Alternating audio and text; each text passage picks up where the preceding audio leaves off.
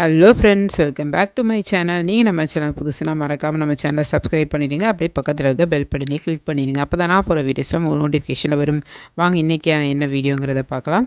So இன்றைக்கி கொண்டக்கடலை வச்சு ஒரு சூப்பரான கிரேவி தான் பார்க்க போகிறோம். அதுக்கு வந்து முந்தின நாள் நைட்டே உங்களுக்கு தேவையான அளவு கொண்டக்கடலையில் தண்ணியில் ஊற போட்டு நல்லா கழுவி எடுத்து வச்சுக்கோங்க.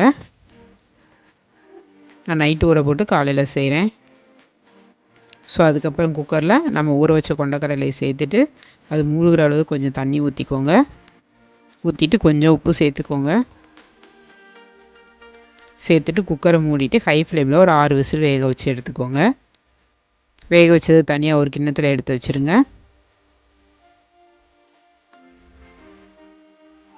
இப்போ வந்து இதுக்கு ஒரு மசாலா அரைக்க போகிறோம். அதுக்கு முதல் ஒரு சின்ன ஜாரில் சின்ன வெங்காயம் ஒரு 10 சின்ன வெங்காயம் எடுத்துக்கோங்க.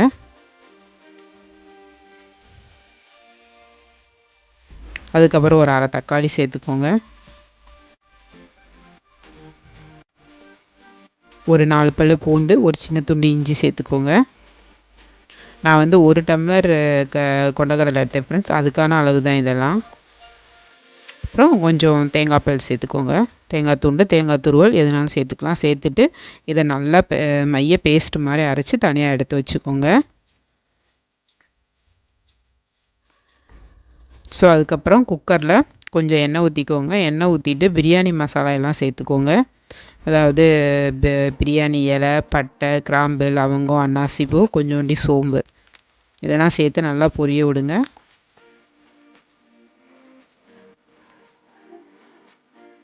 ஸோ இது வந்து சாதம், சப்பாத்தி, பூரி எல்லாத்துக்குமே இந்த கிரேவி நல்லா டேஸ்ட்டாக இருக்கும் ஃப்ரெண்ட்ஸ்.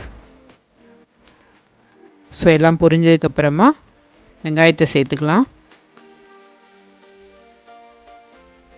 நான் ஒரு பெரிய வெங்காயத்தை சின்ன சின்னதாக கட் பண்ணி சேர்த்துருக்கேன். பல்லாரி வெங்காயம், நீங்கள் சின்ன வெங்காயம் கூட சேர்த்துக்கலாம். சேர்த்துட்டு வெங்காயம் வதங்கிறதுக்கு உப்பு சேர்த்துக்கோங்க. சேர்த்துட்டு வெங்காயம் நல்லா வதங்கணும்.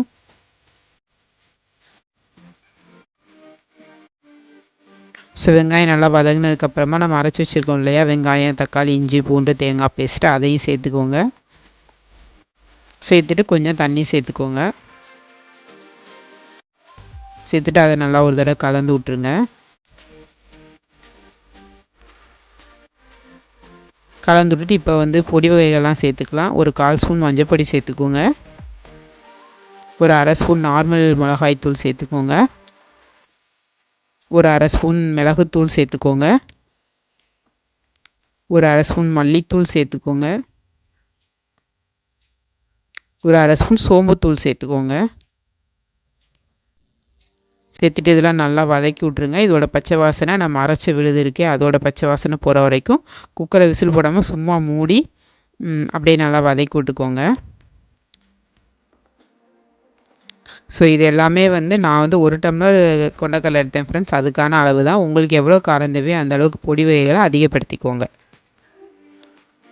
ஸோ இப்போ நல்லா வதங்கிருச்சு இந்த பொடி வகைகள் பேஸ்ட் எல்லாமே. அதுக்கப்புறமா நம்ம வேக வச்ச கொண்டக்கடலை இருக்கு இல்லையா, அதையும் சேர்த்துக்கோங்க.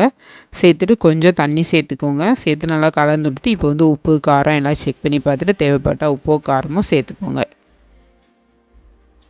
கொஞ்சம் தண்ணி சேர்த்தா போதும் ஃப்ரெண்ட்ஸ். இதை நீங்கள் குழம்பு மாதிரியும் வச்சுக்கலாம், கூட்டு மாதிரியும் வச்சுக்கலாம். கூட்டு மாதிரி வேணால் தண்ணி கம்மியாக சேர்த்துக்கோங்க, இல்லை குழம்பு மாதிரி வேணால் தண்ணி நிறையா ஊற்றிக்கோங்க. ஸோ உப்பு கொஞ்சம் கம்மியாக இருந்தாலும் நான் கொஞ்சோண்டி உப்பு சேர்த்துக்கிட்டேன். ஸோ நல்லா கலந்து விட்ருங்க. கலந்து விட்டுட்டு குக்கரை மூடிட்டு ஹை ஃப்ளேமில் ஒரு 3 விசில் இல்லை 4 விசில் வச்சு எடுத்துக்கோங்க. உங்களோட கொண்டக்கடலை எத்தனை விசில் வேகுங்கிறத பார்த்துக்கோங்க. எனக்கு வந்து 4 விசில் வச்சேன் நான் ஹை ஃப்ளேமில்.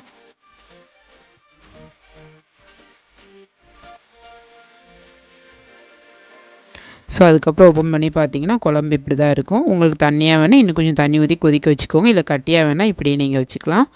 ஸோ கொத்தமல்லி தழை தூவி இறக்கிக்கோங்க. ஸோ ஒரு சூப்பரான ஒரு கொண்டக்கடலை கிரேவி ரெடி ஆகிடுச்சு ஃப்ரெண்ட்ஸ். சாதம், இட்லி, தோசைக்கு நல்லா காம்பினேஷனாக இருக்கும். சப்பாத்தி, பூரி எல்லாத்துக்குமே நல்லா டேஸ்ட்டாக இருக்கும். ஒரு தடவை ட்ரை பண்ணி பாருங்கள் ஃப்ரெண்ட்ஸ். ப்ரோட்டீன் ரிச் கொண்டக்கடலை கிரேவி குழந்தைங்களுக்குலாம் வச்சு கொடுங்க. ஸோ மறக்காமல் இதை ட்ரை பண்ணுங்கள். நம்ம சேனலை மறக்காமல் சப்ஸ்கிரைப் பண்ணுங்கள். நம்மளோட மற்ற வீடியோஸ்லாம் பாருங்கள். தேங்க்ஸ் ஃபார் வாட்சிங். டடா, பாய்.